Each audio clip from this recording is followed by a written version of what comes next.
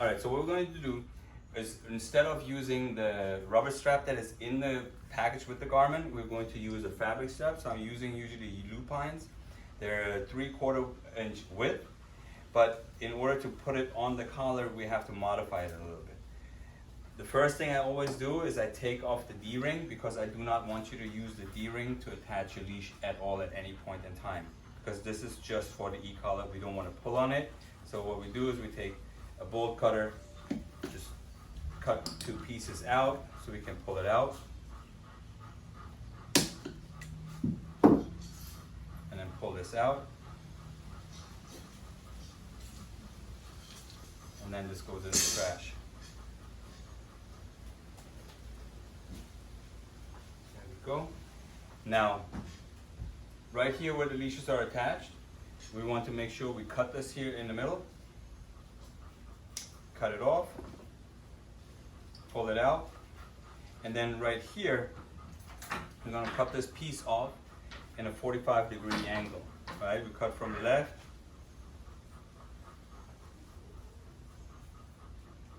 and then from the other side, to make it a little pointy. Right? So now we're just going to pull all of this out, pull this piece out as well. Now we're going to burn down the edges so it doesn't frail out.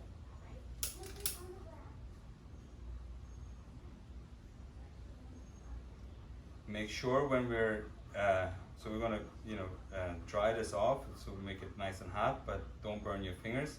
So I'm gonna put a little spit on the fingers and just straighten this out, right? Perfect. So now we want to make it as flat as possible, because we have to slide it through these little holes right here on the Garmin. So for some reason on the Garmin receiver, if we're looking at the Garmin writing, so the one right here, this hole is the first hole. So this 1, 2, 3, the third hole is a little bit thinner than the other holes. So what we're doing is we're going to take a knife and we're just going to widen it a little bit for us. So we just cut out a little bit of here.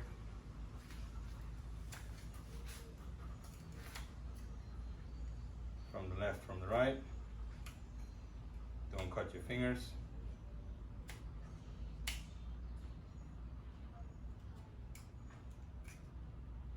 Take the excess out.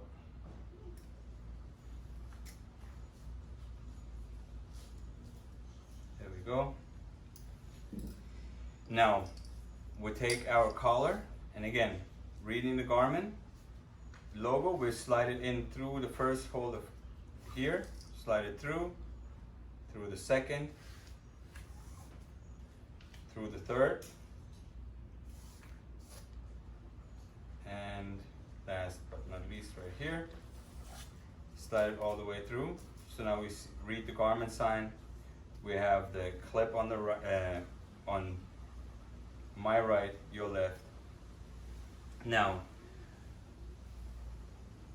we push this back through here.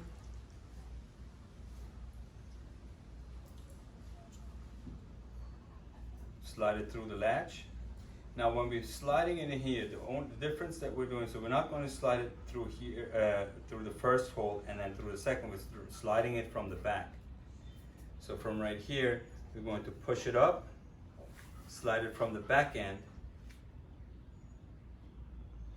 through the front. So this way, when we're tightening it, it doesn't come undone anymore. Okay?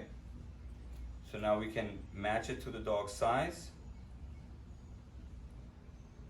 If you have, like, a bigger dog, get a longer strap, but generally these ones, they last very well. So now this way we have this too easy to put on the dog. So we have the fabric strap, we can just clip it on one size, match it to the size that we need for the dog, and then we can just clip it on off, so you're not guessing every time when you're trying to find the right hole for it. And this is how we make a fabric strap for our Garmin collar. Thank you. Go. All right. So when we're making the collar, when we're measuring the collar to the right size of the dog,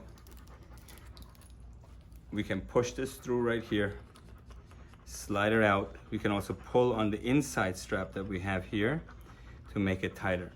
Now when we're putting it on the dog, we have the clip, so we can put it around the dog's neck, clip it right here, clip it. Now because he has a lot of fur, so we want to pull the fur out a little bit so that we can ensure that we always have contact. Like we want to make sure that when we put our fingers underneath the contact points, when we let go, it snaps right back. Good job, buddy. It's always supposed to sit to the left or to the right of the neck or in the middle. Good job, buddy. Very nice. Very nice.